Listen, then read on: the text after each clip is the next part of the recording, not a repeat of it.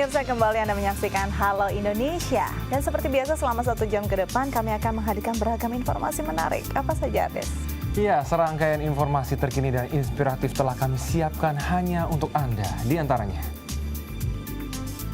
relawan Ceci bagikan masker untuk seluruh korban erupsi Sinabung. Ada pula bemo akan segera diistirahatkan dari angkutan umum Kota DKI Jakarta. Ya, dan dalam segmen bincang kita akan berbincang dengan mantan tenaga kerja wanita yang kini mampu mengubah nasib petani di desanya. Dan inilah Halo Indonesia selengkapnya.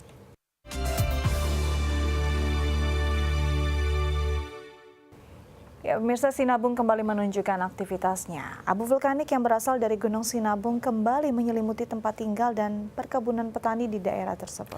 Ya, untuk meringankan beban para korban Sinabung, sejumlah relawan Yayasan Buddha Ceci Indonesia mengunjungi lokasi bencana dan memberikan bantuan masker kepada seluruh korban erupsi Sinabung di Brastagi, Medan, Sumatera Utara. Sinabung kembali menunjukkan aktivitasnya melalui semburan awan panas pada hari Sabtu 21 Mei 2016 lalu. Luncuran guguran awan panas yang berjarak hingga sejauh 4.500 meter ini turun hingga mengenai Desa Gamber, Kecamatan Simpang 4, Medan, Sumatera Utara. Akibat kejadian ini sedikitnya 7 orang meninggal dunia dan 2 korban lainnya harus dirawat di Rumah Sakit Umum Adam Malik Medan karena mengalami luka bakar yang cukup serius. Desa Gamber sendiri merupakan wilayah yang masuk ke dalam zona merah. Namun dikarenakan erupsi Gunung Sinabung yang berkepanjangan, sudah hampir 6 tahun ini warga yang menetap di sekitar Gunung Sinabung seolah sudah terbiasa dengan semburan asap dari gunung tersebut yang kembali aktif setelah 400 tahun tertidur. Meski begitu, warga yang tinggal di zona merah ini telah diungsikan ke tempat-tempat penampungan sementara dengan bantuan santunan hidup yang diberikan oleh pemerintah setempat. Tak hanya menerima bantuan dari pemerintah, mendengar Tanah Karo kembali diselimuti oleh debu vulkanik yang berasal dari Gunung Sinabung, sebanyak 13 relawan Yayasan Buddha Ceci Indonesia berangkat menuju lokasi bencana dengan membawa pasukan masker yang akan dibagikan kepada masyarakat Tanah Karo yang menjadi korban letusan Gunung Sinabung pada tanggal 21 Mei kemarin. Selain mengunjungi Simpang Beganding, para relawan Yayasan Buddha Ceci Indonesia juga beralih ke Kota Brastagi untuk membagi-bagikan masker kepada warga yang ditemui di sepanjang jalan menuju kota. Sebanyak 6.000 buah masker berhasil dibagikan kepada warga Brastagi yang melewati jalan-jalan protokol. Doa pun dipanjatkan oleh barisan relawan Yayasan Buddha Ceci Indonesia saat pergi meninggalkan Tanah Karo. Para relawan juga berharap agar Sinabung dapat kembali bersahabat dengan masyarakat setempat demi mewujudkan Tanah Karo yang kembali asri dan sejuk seperti sedia kala. Tim Liputan DAI TV. Ya, pemirsa, kita beralih ke informasi lain. Awal tahun 2017, masyarakat tidak lagi dapat menggunakan bemo sebagai alat transportasi. Ya, pasalnya keberadaan dari demo sendiri akan dihapuskan bencana perlahan dari kawasan Kota DKI Jakarta. Tahun 2016 menjadi tahun terakhir keberadaan bemo di ibu kota Jakarta. Pasalnya bemo tidak lagi dapat beroperasi per Januari 2017. Penetapan kebijakan penghapusan bemo di Jakarta ini bukan tanpa alasan. Kondisi kendaraan yang sudah terlalu tua dan tidak layak untuk jalan, serta bahan bakarnya yang menimbulkan polusi, membuat bemo harus diistirahatkan. Sebanyak lebih dari 500 bemo akan dimusnahkan. Bemo tersebut akan digantikan dengan kendaraan roda 3 yang lebih ramah lingkungan, seperti bajai BBG atau bajai listrik. Tidak hanya itu, pemerintah juga sudah menyiapkan kendaraan roda 4 yang ukurannya serupa dengan bajai, walau masih belum diluncurkan. Kendaraan ramah lingkungan ini diharapkan dapat menggantikan bemo sebagai angkutan kawasan tertentu. Menurut Petrus Tukimin selaku Ketua Unit Organda Angkutan Lingkungan, pihaknya beserta pemerintah Kota Jakarta dan Dinas Perhubungan DKI Jakarta sedang melakukan sosialisasi kepada pemilik atau pengemudi bemo, di mana sampai akhir tahun 2016 ini, mereka dapat menukarkan satu bemonya dengan satu kendaraan ramah lingkungan yang baru. Dia harus mendaftar kepada salah satu merek roda 3 yang dia suka, mau bajai listrik, mau bajai BPG, contoh dia ambil bajai BPG, dia daftar, BMO-nya diserahkan, bayar uang mukanya, BMO lama diserahkan, nanti si operator ngumpulkan, koperasi ini ngumpulkan, udah ada 50, baru dibawa ke suatu tempat scrap namanya, sama seperti bajai. Dengan program penukaran kendaraan ini, nantinya tidak akan ada lagi pangkalan bemo seperti yang ada di Ben Hill, Karet, Manggarai, Jelambar, Mangga Besar, dan beberapa daerah lainnya. Tapi kali ini kita benar mau melaksanakan penggantian bemo, tapi harus habis semuanya. Jadi mungkin tolong pemilik bemo menyadari kita harus memberikan pelayanan yang terbaik dengan kendaraan yang lebih bagus, lebih baik, sehingga masyarakat dapat terlayani lebih bagus dan kota Jakarta lebih indah. Paling bemo yang bekasnya 1-2 kita taruh di museum nanti seperti bajai. Dona Puspita, Budi Tomo, DAI TV. Ya, menilai keberadaan bemo di Jakarta tidak terlepas dari perjalanan sejarah sejak 50 tahun yang silam. Ya, kendaraan yang pada awalnya hanya digunakan untuk meramaikan ajang olahraga, kini menjadi transportasi yang sangat diandalkan oleh masyarakat.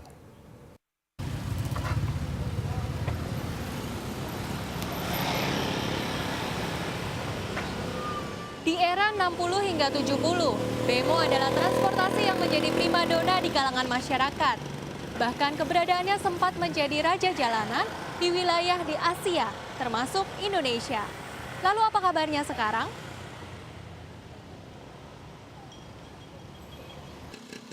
Berbentuk unik dan memiliki suara yang ciri khas, kendaraan becak motor atau bemo ini menjadi angkutan lingkungan favorit di tahun 1962. Semenjak digunakan untuk menyemarakan event olahraga Ganevo, masyarakat mulai jatuh hati dengan bemo. Tidak hanya di Jakarta, penjualan bemo laku keras hingga merambah ke beberapa daerah di Indonesia, seperti Bogor, Bandung, Surabaya, Denpasar, dan Malang. Daya tarik bemo tidak terlepas dari awal kemunculannya yang ingin menggantikan becak karena dapat melaju lebih cepat, mampu menyusuri jalan sempit dan harga yang sesuai dengan kantong masyarakat, membuat bemo selalu diminati hingga sekarang. Kalau naik bemo kan simpel, harganya cuma 3.000 gitu, jadi lebih hemat. Karena bemo bisa sampai pasar, Mbak. Kalau angkot kan kita hanya turun di tengah jalan situ, jadi kita harus jalan kaki. Jadi lebih lama lagi lah pasarnya. Di tahun 1971, keberadaan bemo sempat ingin disingkirkan karena asapnya yang menimbulkan polusi hingga kondisi kendaraan yang sudah tua. Namun hingga 40 tahun bergulir sejak dicanangkannya penghapusan bemo, kebijakan ini belum bisa sepenuhnya terrealisasi.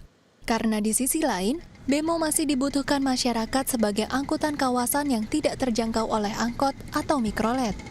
Terlepas dari pro dan kontra yang ada, kendaraan yang dapat menampung 6 orang dewasa di bagian belakang ini menyimpan fakta unik dan mengherankan. Tahukah Anda mengapa penumpang yang ada di bemo selalu beradu lutut? Karena di negeri asalnya yaitu Jepang, angkutan ini bukanlah angkutan untuk manusia, tetapi angkutan untuk barang. Namun ketika diaplikasikan di Indonesia dan harus adanya penambahan bangku sementara lahannya tidak terlalu luas, itu mengapa penumpang biasanya berdesakan dengan penumpang lain dan harus beradu lutut. Dona Puspita, Budi Tomo, DAI TV.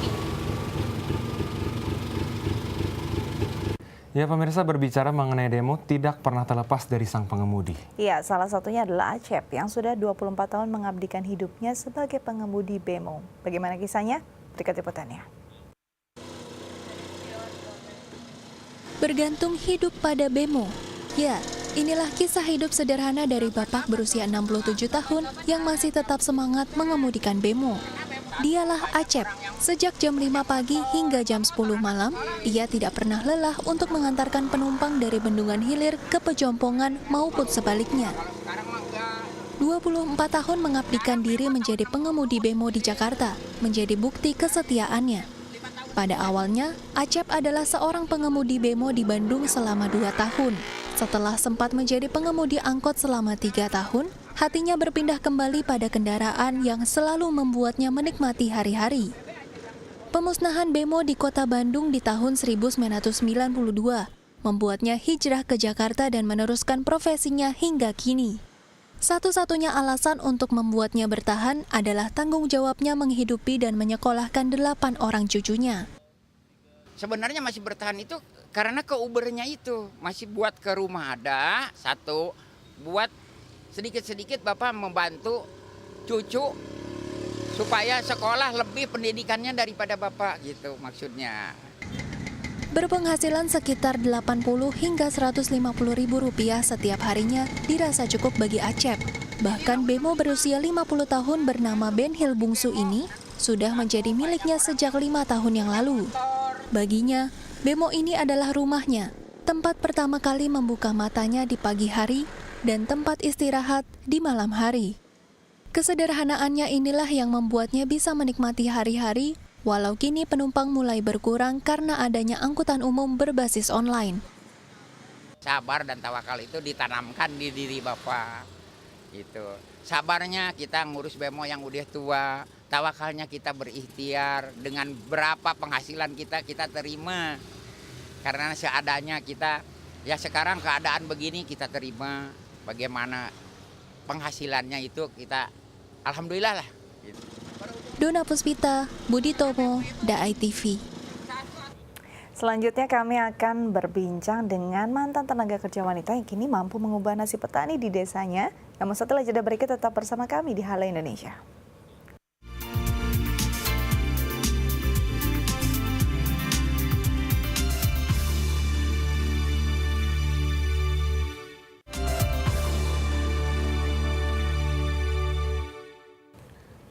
Ya, terima kasih pemirsa, Anda masih bersama kami di Halo Indonesia. Dan tentunya di segmen kedua seperti biasa kami akan mengajak Anda tentunya untuk berdiskusi mengenai sebuah topik yang tidak kalah menarik ya pastinya hari ini. Oke, dan hari ini kita mendatangkan sosok yang inspiratif. Ya.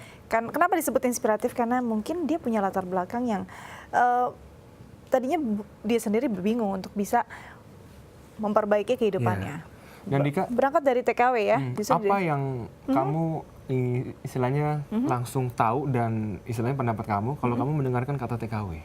Kalau aku berpikir kadang-kadang itu sebenarnya pahlawan devisa kita, tapi banyak ketidakadilan yang mereka terima, banyak hal yang justru kekerasan yang mereka terima, tapi justru sosok yang kali ini berbeda ya, Des ya. Bisa menjadi inspirasi bagi kita semua. Betul. Dan tentunya ini menjadi sarana informasi kita juga dan belajar ya.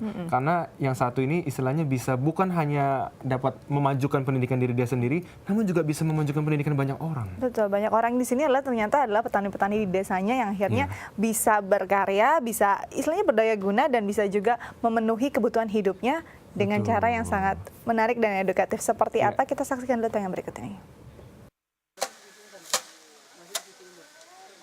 Kembali ke tanah air dan menginjak kampung halaman di Desa Jampang, Kabupaten Bogor, merupakan sebuah kebanggaan Heni Sri Sundani. Ia bukan lagi Heni yang sama saat pertama kali pergi meninggalkan kampung halamannya, mengadu nasib di negeri orang. 4 tahun bekerja menjadi tenaga kerja wanita di Hong Kong memberikan kesempatan baginya untuk mengumpulkan uang dan melanjutkan pendidikan ke salah satu universitas di Hong Kong. Pulang dengan gelar sarjana tak lantas membuat Heni berbangga diri, karena masih banyak petani di desanya yang hidup miskin dan anak-anak petani yang berpendidikan rendah. Pada tahun 2013, Heni bertekad mengubah nasib warga di kampungnya. Ia membangun komunitas kepedulian sosial yang dinamakan Agro Edu Jampang, sebuah komunitas yang menggalang relawan dan mengumpulkan dana untuk membantu pendidikan anak-anak dan perekonomian para petani di 40 kampung Kabupaten Bogor dan 45 kabupaten di Jawa Tengah dan Jawa Timur dengan programnya Anak Petani Cerdas. Anak-anak petani diajarkan pelatihan tentang pertanian, pendampingan belajar gratis, kelas bisnis dan motivasi, bahkan beasiswa untuk anak putus sekolah dan keluarga miskin. Tak hanya itu, anak-anak tersebut juga diberikan pendidikan bertani, seperti memanen padi dan memproduksi jamur tiram. Nantinya hasil panen tersebut sebagian akan dikonsumsi sendiri dan sebagian dijual. Selain bidang pendidikan, Agro Edu Jampang juga membantu meningkatkan kualitas kesehatan dengan memberikan pengobatan gratis, pemberian makanan sehat, memperbaiki rumah warga, dan mendirikan MCK gratis. Itu dia tadi yang dibilang kiprahnya, bagaimana dia menginspirasi dan juga merubah nasib petani di desanya. Dan langsung saja kita berbincang dengan beliau. Ini dia Mbak Heni Sri Sundani, pendiri Agro Edu Jampang. Selamat pagi, Mbak. Selamat pagi. Selamat datang di Halo Indonesia lagi ya. Terima kasih. Berarti inspirasinya memang belum habis-habis. Dan selalu ceria ya. Betul. Ya dong, harus semangat. Ya, dan tentunya di pagi hari ini saya ingin langsung saja melontarkan pertanyaan. Apa yang membuat Mbak Heni akhirnya sepulang dari Hong Kong ya, dari luar negeri, mengemban istilahnya jabatan sebagai seorang tenaga kerja wanita, apa yang akhirnya membuat Mbak Heni ingin melakukan sesuatu lah ketika pulang kembali ke Jakarta? Iya, karena rasanya sedih banget itu Mas. Saya berasal dari pelosok kampung Ciamis, ketika pulang ke kampung halaman, saya merasa sudah sangat optimis bahwa kampung halaman saya sudah lebih baik karena 6 tahun yang lalu saya tinggalkan, tapi ternyata sedih banget teman-teman sekolah yang dulu bareng-bareng gitu di sekolahan SD ya, karena sebagian besar mereka tidak melanjutkan ke SMP atau ke tingkat selanjutnya. Mereka hanya bertambah banyak anaknya seperti itu, tapi kondisi keluarganya tuh lebih miris gitu, karena yang tadinya rumahnya dihuni oleh satu keluarga, dihuninya jadi oleh 2 keluarga, 3 keluarga gitu, semakin sesak. Nah akhirnya rasanya saya harus ingin sekali melakukan sesuatu untuk membantu mereka gitu, dan salah satunya waktu itu ketika pulang saya bawa lebih dari 3.000 buku, dan di rumah ibu saya buka perpustakaan gitu untuk anak-anak, karena saya merasakan sendiri gitu, saya percaya bahwa pendidikan itu bisa memutus mata rantai kemiskinan. Saya sudah membuktikan itu dengan saya berkuliah, dengan saya sekolah di Hong Kong, meskipun saya jadi TKI saat itu, saya jadi punya masa depan, pilihan masa depan yang lebih baik. Oke, ini jadi sebenarnya ironis ya, bagaimana waktu itu 6 tahun yang lalu misalkan Mbak Heni memutuskan untuk pergi hijrah karena kondisinya memang tidak memungkinkan untuk bisa merubah nasib di desanya. Dan harapannya 6 tahun kemudian sudah lebih baik, ternyata tidak. Nah ini kenapa? Maksudnya saat itu separah apa sih sampai harus memutuskan pergi, dan memangnya apa yang sebenarnya menjadi mata pencarian dan tidak berkembang di desa tersebut? Iya, di lokasi kami memang di kampung saya itu di Ciamis pelosok banget gitu, dan sekitar 4 jam lah dari kota. Saya aja untuk ke sekolah SD saat itu, karena SD itu sekolahnya ada di desa sebelah, saya harus berjalan lebih dari 2 jam pulang pergi. Berjalan? Iya, berjalan kaki. Waktu SMP lebih jauh lagi saat itu, karena memang jadi 4 jam pulang pergi, karena lokasinya ada di kecamatan. Ketika saya mau SMA, itu lokasinya udah ada di kota, udah nggak mungkin lagi saya jalan kaki ke sana, akhirnya ngekos gitu. Dan ketika saya waktu itu memutuskan dari SD pengen sekolah ke SMP, teman-teman bahkan beberapa tetangga tuh seolah mengatakan bahwa ngapain sih sekolah tinggi-tinggi, orang anaknya buruh tani ya nanti juga jadi petani lagi kayak gitu. Padahal saya punya cita-cita jadi guru saat itu, bukan karena merasa keren gitu, tapi karena saat itu seringnya guru di sekolah tuh nggak ada gitu, karena sangat keterbatasan sekali untuk tenaga pengajar. Jadi kalau misalkan gurunya sakit atau gurunya rapat, kita jadi nggak belajar, padahal kita udah jalan jauh-jauh seperti itu. Karena memang di kampung-kampung itu, di kampung saya kebanyakan profesinya menjadi buruh tani. Kalau kita tahu mungkin petani itu masih banyak yang miskin, buruh tani itu kami jadi orang-orang yang berjuang untuk jadi orang miskin. Berjuang untuk jadi orang miskin ini perlu digarisbawahi, bagaimana untuk hidup saja, untuk jadi orang miskin aja masih harus berjuang ya. Ini tadi membuktikan bahwa untuk apa sih sekolah? Anak buruh tani akan tetap jadi anak buruh tani. Memang tetap jadi anak buruh tani, tapi bisa menyejahterakan petani. Nah, waktu itu apa yang terpikir untuk bisa merubah, kira-kira ini saya harus berbuat sesuatu untuk orang-orang di desa saya. Apa yang waktu itu membuat Mbak ini benar-benar tergerak? Iya, memang untuk itu satu hal yang sangat besar ya bagi saya, bagaimana caranya membantu orang, karena memang saya juga baru membantu diri sendiri dan keluarga saat itu. Itu satu pekerjaan yang besar dan saya juga tidak tahu bagaimana caranya. Yang saya terpikirkan adalah saya melakukan sesuatu yang paling mungkin saya lakukan saat itu. Jadi karena saat itu saya punya baru lulus, punya sedikit ilmu, bisa dibagikan kepada adik-adik di sana di kampung sekitar.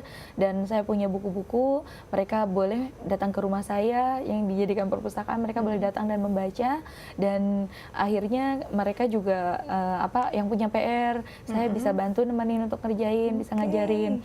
Saya ada beberapa laptop saat itu, jadi saya juga perkenalkan kepada mereka gimana caranya menggunakan teknologi, menggunakan laptop. Saya juga bawa iPad, bagaimana caranya mereka bisa belajar dengan menyenangkan, belajar matematika menggunakan iPad seperti itu. Inspiratif sekali. Berawal dari hal yang sederhana, menyediakan buku bacaan, lalu teknologi diperkenalkan, dan akhirnya berubah banyak hal di desanya. Nah, kita lihat nanti apa saja yang Anda lakukan setelah jeda berikut ya. Tetap bersama kami di Halo Indonesia.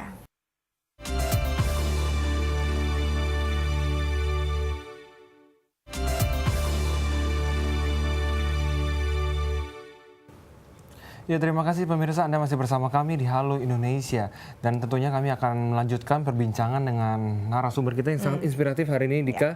Kita kembali ke Mbak Heni. Mbak Heni, sebelum kami ingin membahas mengenai komunitas dari Agro Edu Jampang sendiri, kami sedikit penasaran. Anda mengatakan tadi Anda merupakan seorang tenaga kerja Indonesia di Hong Kong. Setiap hari Anda pastinya bekerja di rumah majikan Anda. Dan Anda juga kuliah. Bagaimana sebenarnya Anda menjalani sehari-hari aktivitasnya? Iya, karena memang sebenarnya saya melaksanakan banyak peran ya ketika di Hong Kong itu. Saya juga jadi tulang punggung keluarga saya, jadi saya selalu mengirimkan seluruh gaji saya untuk untuk ibu saya, karena saat itu rumah kami udah mau ambruk ya. Jadi akhirnya saya untuk membiayai kuliah juga jadi kontributor untuk nulis gitu untuk beberapa koran, majalah di Hong Kong dan juga di Indonesia. Dan untuk menjalani sehari-hari ya kadang hanya bisa tidur 1-2 jam karena mengerjakan banyak tugas kuliah. Jadi memang kuliahnya itu pas akhir pekan aja. Jadi pas sehari-hari kadang harus mengerjakan tugas dan dikirimkan lewat email seperti itu. Jadi memang banyak hal yang dilakukan, sibuk sekali, dan itu memang perjuangan ya untuk mendapatkan uang untuk kuliah juga, dan juga untuk banyak pengalaman dan juga pelajaran bisa didapat dari situ. Nah, akhirnya kembali ke desanya. Saat itu kan mulai dari perpustakaan.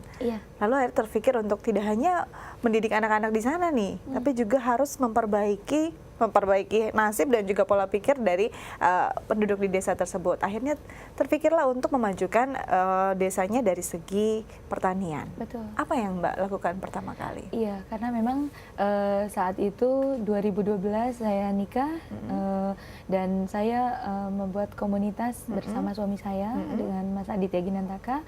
Kebetulan beliau itu lulusan pertanian, sementara saya lulusan entrepreneur management, sehingga nyambung ya, klik ya.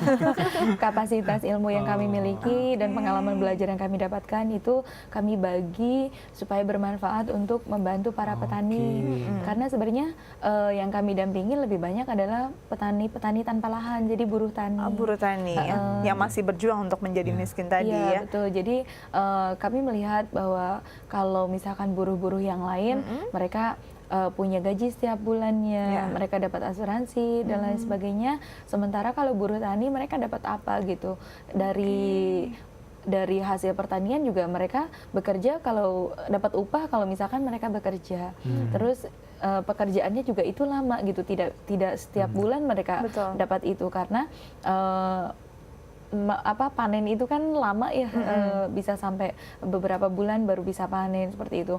Nah, terus sementara mereka harus makan setiap hari. Terus mereka makan dari mana? Kayak gitu. Nah, itu dia tadi ya. Akhirnya terfikirlah dari disiplin ilmu suami dan Mbak Heni sendiri yang klik akhirnya mau berbagi. Nah, sebenarnya apa yang dibagi kalian bersama buruh tani? Kita saksikan dalam tayangan berikut ini. Sebelum mendirikan Agro Edu Jampang, Heni Sri Sundani adalah anak petani di Ciamis yang mengadu nasib ke negeri Hong Kong untuk menjadi tenaga kerja wanita Indonesia. Tak hanya menjadi TKW, Heni juga mengambil kesempatan untuk bisa mengenyam bangku kuliah di salah satu universitas di Hong Kong. Prestasinya di bidang akademik cukup gemilang, sehingga Heni pulang ke Indonesia dengan gelar sarjana ekonomi dan ijazah cum laude. Selama di Hong Kong, wanita yang gemar membaca ini mengoleksi sekitar 3.000 buku dan membuat tulisan untuk artikel-artikel di majalah dan koran berbahasa Indonesia. Penghasilan yang didapat dari kemahirannya menulis serta menjadi TKW, Heni pakai untuk membayar biaya kuliah dan sebagian disisihkan untuk kembali ke Indonesia untuk membantu masyarakat yang kurang mampu. Sepulangnya ke Indonesia, Henny menikah dengan Aditya Ginantaka, salah seorang dosen di salah satu universitas di Kota Bogor. Dibantu suami tercinta, Henny mendirikan sebuah komunitas yang bergerak di bidang pertanian dan pendidikan di Desa Jampang, Kecamatan Kemang, Kabupaten Bogor, yang diberi nama Agro Edu Jampang. Dengan setia, sang suami selalu menemani Henny saat melakukan berbagai aktivitas di tengah masyarakat. Bagi Adit, Henny adalah sosok istri yang membanggakan karena memiliki jiwa sosial yang tinggi dan kepedulian terhadap kaum petani miskin. Istri saya itu punya empati yang sangat tinggi ya dan kecenderungan untuk membantu orang lain karena dilatar belakangi oleh masa lalunya, masa kecilnya, sehingga dia tergerak untuk membantu masyarakat agar memiliki impian yang lebih tinggi dibandingkan orang-orang tuanya. Salah satu lembaga zakat di Indonesia, saya banyak kenali orang-orang di luar daerah, di luar Jawa yang kondisinya lebih buruk dibandingkan di Jawa. Kita lihat tadi ya, mulai dari sektor pertanian sampai pendidikan. Apa saja sih kegiatan rutinnya dari komunitas ini sebenarnya? Jadi memang komunitas kami itu concern dengan keluarga buruh tani, keluarga TKI, dan keluarga penambang pasir. Meskipun di dalamnya ada keluarga pembantu rumah tangga, ada keluarga tukang ojek, ada keluarga pemulung juga, seperti itu. Jadi pada akhirnya adalah siapapun yang mau bergerak untuk menjadi lebih baik, kami adalah wadahnya seperti itu. Dan komunitas ini sebenarnya ada 4 program besar, ada program pendidikan, kesehatan, pemberdayaan ekonomi, dan sosial emergensi. Apa saja yang dilakukan? Jadi yang dilakukan kalau pendidikan itu ada gerakan anak petani cerdas, seperti itu. Jadi dulu itu kami hanya punya sekitar 15 anak didik. Saat ini ada 1.200-an anak tersebar di 8 kampung. Sangat signifikan perkembangannya ya. Mereka sangat senang sebenarnya, minat untuk mereka belajar tuh sangat tinggi sekali. Mungkin selama ini tidak ada orang yang membantu memfasilitasi saja seperti itu. Nah, untuk program kesehatan kami ada edukasi kesehatan, ada pengobatan gratis, terus ada pembangunan MCK umum, ada edukasi untuk membuat pekarangan produktif atau kebun gizi, pembagian makanan bergizi seperti itu. Oke, jadi ada berbagai program yang ditunjang oleh komunitas ini untuk bisa istilahnya memberdayakan berbagai generasi muda yang ada di Indonesia. Dan tentunya ini menjadi sarana media bagi semua orang boleh ikutan di situ. Betul. Jadi komunitas ini adalah wadah bagi siapapun yang ingin berbuat baik. Jadi kami bisa seperti sekarang bukan karena kami sendirian atau saya berdua bersama suami, tapi karena ini menjadi gerakan bersama semua teman-teman. Jadi relawan kami saat ini kan tersebar di beberapa puluh kabupaten dan itu ratusan orang jumlahnya. Mereka adalah orang-orang luar biasa yang memang mendedikasikan hidupnya dengan sangat ikhlas membantu sesama. Dan kami juga dibantu oleh para donatur yang sangat luar biasa yang tersebar di 5 benua, dan mereka itu adalah orang-orang yang sangat dermawan yang mau membantu sesama dan kami menjembataninya. Oke, inilah jembatan. Jadi komunitas ini adalah jembatan bagi orang yang mau membantu dan mau berubah ya, gitu ya. Nah, kita mau bertanya lebih jauh lagi tentang apa saja perubahan yang sudah terjadi di desanya Mbak Henny ya. Namun setelah jeda break tetap bersama kami di Halo Indonesia.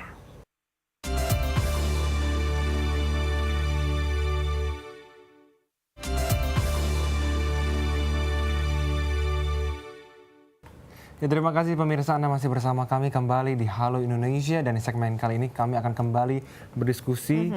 Lagi-lagi saya mau katakan ini inspiratif, bukan hanya informatif. Karena ini menginspirasi bukan hanya mungkin untuk orang-orang yang menjadi TKW saja, tapi untuk semuanya. Baik yang sudah berpendidikan ataupun tidak. Karena bukan hanya untuk diri mereka sendiri, tapi ternyata untuk orang banyak loh, Dita. Kita langsung berbincang dengan Mbak Henny lagi ya. Tadi bicara tentang ada empat hal yang besar dilakukan. Mungkin dimulai dari hal sederhana, tapi memang dampaknya luar biasa. Nah, kita mau lihat apa sih perubahan yang sudah terjadi selama program ini berjalan, selama komunitas Edu Jampang ini hadir. Jadi memang kalau kita lihat apa sih gitu dampak perubahannya, sebenarnya mungkin ukuran kami itu sangat sederhana sekali. Kami melihat bahwa tadinya anak-anak yang kelas 1, karena kan di kampung itu nggak ada PAUD, nggak ada TK, mereka langsung ke kelas 1.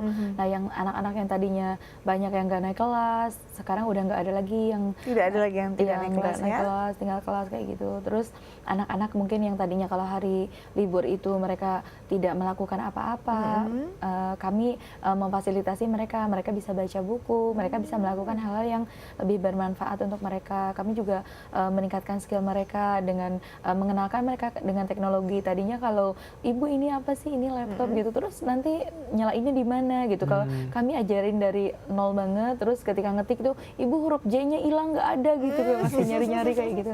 Jadi seperti itu, dan masyarakatnya juga yang tadinya mungkin melakukan MCK itu di sembarang tempat, di selokan, mereka mandi di selokan, nyuci di selokan juga gitu. Sekarang udah ada MCK umum yang mereka bisa pakai dan itu gratis. Jadi memang kehidupannya jauh lebih tertata dan baik ya. Tapi kalau dari segi mata pencarian petani di sana, buruh tani, apakah memang sudah sangat ada perbaikan yang signifikan? Iya, sebenarnya mungkin kami juga belum terlalu banyak ya, tapi minimal jadi tadinya mereka sendirian, kami gabungkan mereka dalam satu kelompok tani, sehingga kami kasih mereka bantuan modal, atau misalkan yang tadinya mereka bekerja sendiri-sendiri dengan penghasilan nggak tentu dan harga juga dipermainkan oleh tengkulak. Ketika mereka berkelompok, itu sudah ada satu sistem di mana bagian pemasarannya nanti siapa, seperti itu. Dan kami juga bantu, misalkan ada beberapa produk nih sedang panen, misalkan itu kan harga jatuh banget. Kami biasanya bantu jual misalkan ke Hong Kong, seperti itu. Karena ada koneksi ke Hong Kong. Bisa. Luar biasa ada ya. Apa saja sih hasil taninya yang memang bisa diekspor akhirnya? Iya, kami misalkan salah satu produknya singkong. Itu kan singkong kalau misalkan 1 kilo tuh hanya Rp1.000 atau 1.200 gitu paling banyak. Nah, ketika diolah menjadi produk keripik, misalkan keripik singkong 1 kilo, setelah dikasih nilai tambah 1 kilo menjadi Rp20.000 bahkan sampai Rp40.000. Jadi kan nilai tambahnya besar, dan keripik itu kami kami packaging dengan bagus, dan kami jual di toko online. Jadi kami memang untuk program pemberdayaan ekonomi, selain membantu mereka membuat produk, kami juga membantu mereka memasarkan produknya. Jadi memang betul-betul dibantu, disupport secara total ya, bagaimana mereka mulai dari menanam sampai menjual ya. Betul. Dan pastinya ini menjadi nilai lebih untuk Indonesia jadinya, bukan hanya untuk desa atau kampungnya di situ saja. Dan saya menjadi penasaran, sebenarnya ini kan baru berjalan 3 tahun. Apa target ke depan? Kita katakanlah 10 tahun ke depan, Mbak Heni. Iya, targetnya sebenarnya sama ya. Jadi kami berharap bahwa semakin banyak lagi anak-anak yang bisa kami bantu, semakin banyak lagi anak-anak putus sekolah yang bisa kami selamatkan, kami kembalikan mereka ke bangku sekolah. Semakin banyak lagi, jadi warga masyarakat itu mereka punya akses kepada pendidikan, karena pendidikan itu adalah hak mereka. Mereka punya akses kepada kesehatan, sehingga ketika misalkan keluarga pemulung yang kami dampingi ketika sakit, mereka tidak tahu harus bagaimana, dan kami membuka akses seperti itu. Dan kedepannya kami berharap komunitas ini bisa menjadi satu yayasan dan bisa menaungi lebih banyak lagi kegiatan, dan kami berharap nanti bisa buat sekolah untuk anak-anak. Iya, karena selama ini kan anak-anak sekolah dengan di sekolah-sekolah di lokasi kampung sekitarnya dengan kualitas pendidikan yang kualitas pengajar juga yang masih minim sekali, dan jaraknya juga luar biasa jauh ya. Mereka jauh juga datang ke sekolah. Baik, sukses terus, semangat terus, semoga apa yang diharapkan dan direncanakan terrealisasi, dan salam untuk seluruh petani di sana ya. Baik, semoga sukses selalu di sini ya. Baik, pemirsa, kita masih punya banyak informasi menarik lainnya, tetap bersama kami di Halo Indonesia.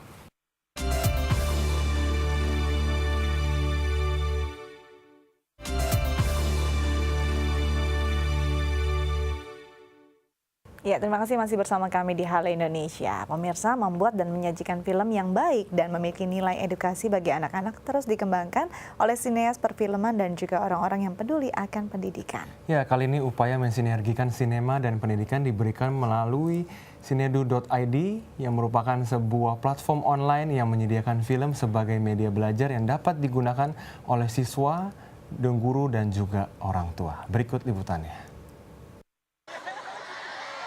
Dalam rangka memperingati Hari Kebangkitan Nasional dan ambil bagian dalam acara Pesta Pendidikan, Visi Cinema Pictures, Keluarga Kita Sekolah Cikal, dan Plot Point resmi meluncurkan inisiatif pendidikan bernama Sinema Edukasi atau Sinedu.id di Taman Menteng, Jakarta Pusat. Sinedu.id adalah sebuah platform online yang menyediakan film sebagai media belajar yang dapat digunakan oleh siswa, guru, dan orang tua. Sinema Edukasi atau Sinedu.id adalah sebuah inisiatif pendidikan sekaligus platform online yang menggunakan film sebagai media untuk belajar menyenangkan dan bermakna. Menyediakan platform dan modul untuk guru, orang tua, dan anak, dan bisa digunakan dalam konteks sekolah maupun keluarga. Setiap film yang telah dikurasi dan ditayangkan di sini telah mempunyai panduan khusus yang disesuaikan dengan panduan kompetensi anak, sehingga membantu pengguna untuk dapat memahami literasi film dan mengapresiasinya, serta dapat menumbuhkan lebih banyak penonton cerdas di Indonesia.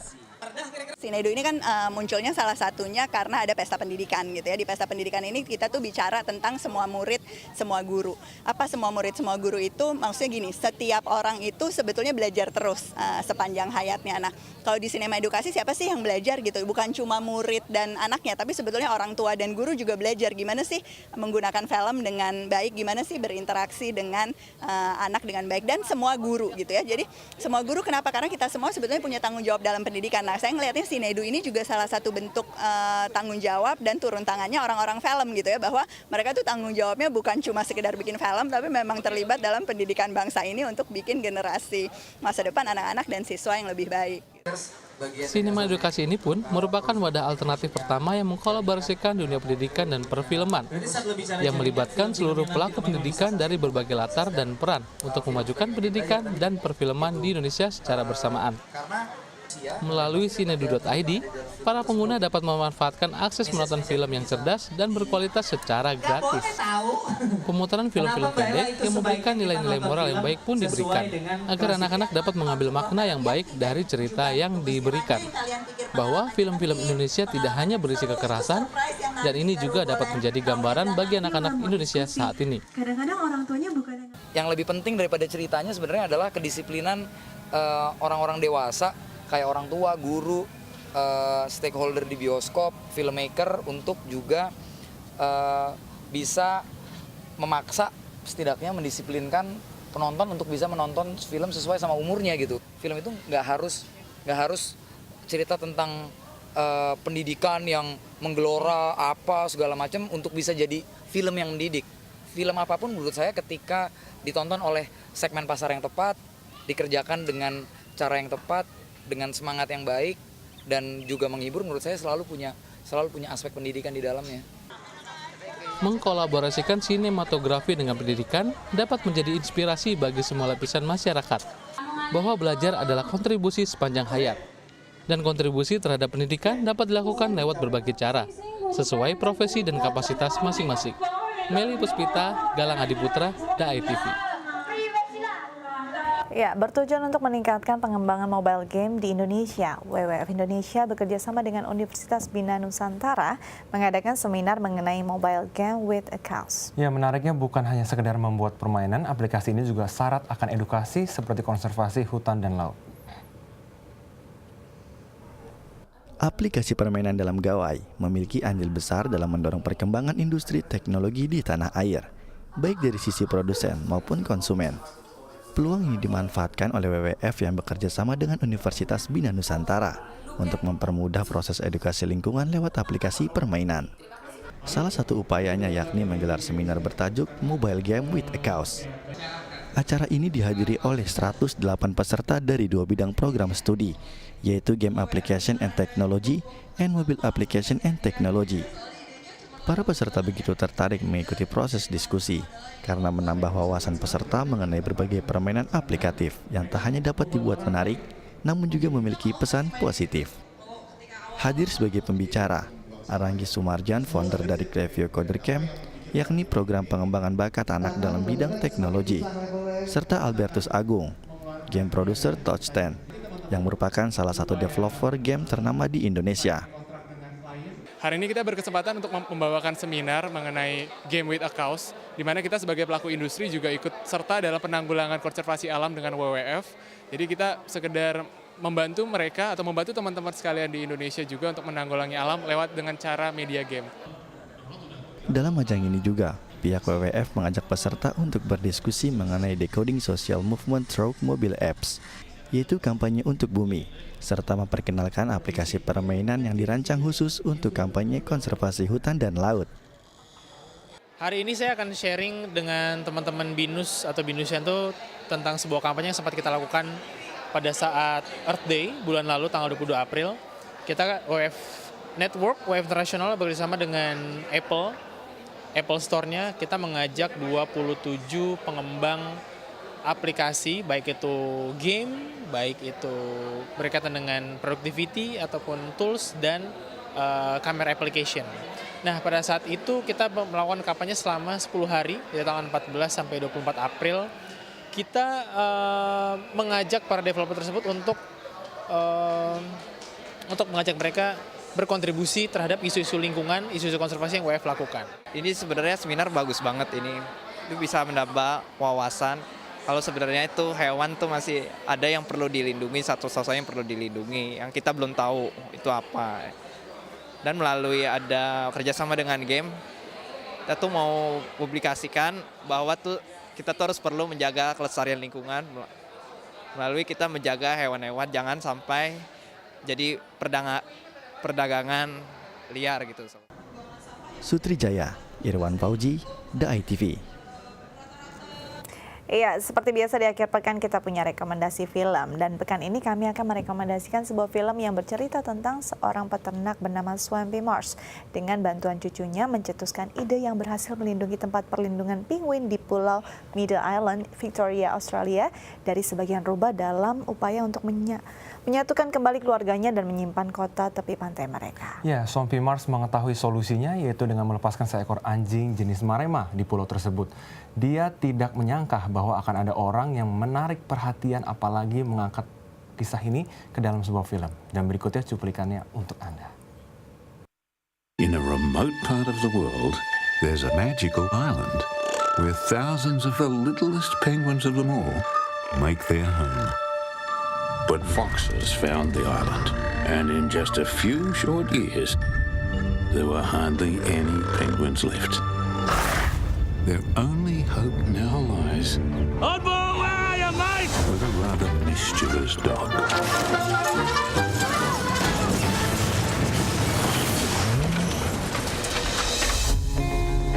This is the third time the dog's been in trouble. Sean Jacobson dari Kenny Fane memerankan sosok Marsh dalam film yang berjudul Oddball. Film itu menceritakan bagaimana anjing marema menyelamatkan sebuah koloni penguin kecil dari kemusnahan akibat kawanan rubah. Pada saat pasang surut, rubah-rubah itu mampu mencapai pulau tersebut, di mana dengan cepat mengurangi jumlah penguin dari 200 ekor menjadi hanya tinggal 10 ekor. You want the biscuit? You gotta risk it. Ketika surat kabar lokal melaporkan tentang masalah penguin dan rubah tersebut, Swampy mulai mengemukakan idenya itu. David mengatakan, penguin-penguin itu butuh seekor anjing marema di pulau tersebut. Ide Swampy itu ditanggapi oleh Departemen Lingkungan Hidup Victoria. Sebagai tindak lanjutnya, pemerintah daerah Warrnambool menerapkan ide ini dan sukses besar.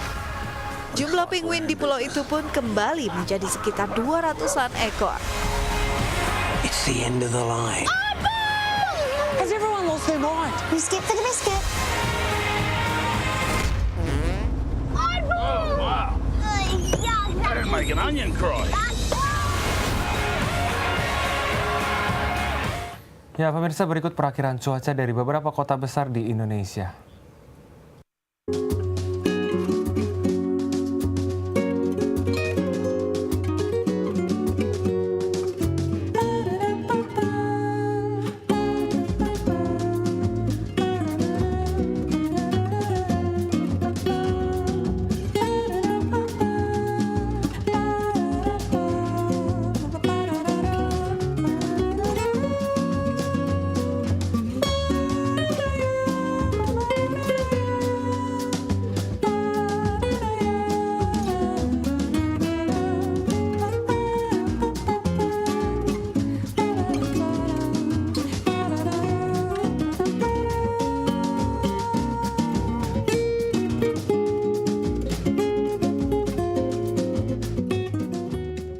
Ya, pemirsa, sekian perjumpaan kita hari ini. Saksikan terus Halo Indonesia dari Senin hingga Jumat di waktu yang sama. Dan juga jangan lupa follow Twitter kami di @dae_tv dan @haloindodae_tv. Akhir kata saya Astia Dika. Dan saya Aris Gunawan mewakili seluruh kru yang bertugas. Pamit undur diri, sampai jumpa dan selamat beraktivitas.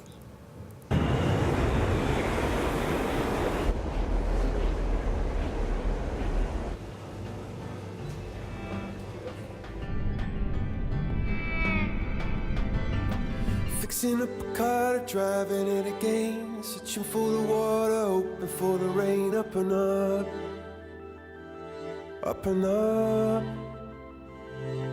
Down upon the canvas, working in a meal, waiting for a chance to pick an Irish field. Up and up, up and up. See a bird form a diamond in a rough, see a bird soaring high, but the flood is in your blood. It's in your blood. Underneath the storm, an umbrella is saying, sitting with the boys and takes away the pain. Up and up, up and up. Saying, we're gonna get it together right now. We're gonna get it together somehow. We're gonna get it together and fly.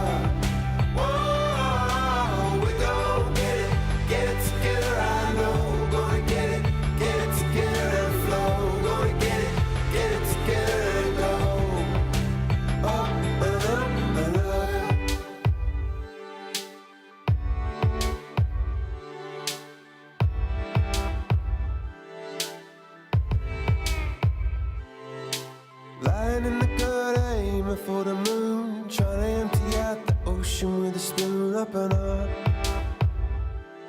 up and up.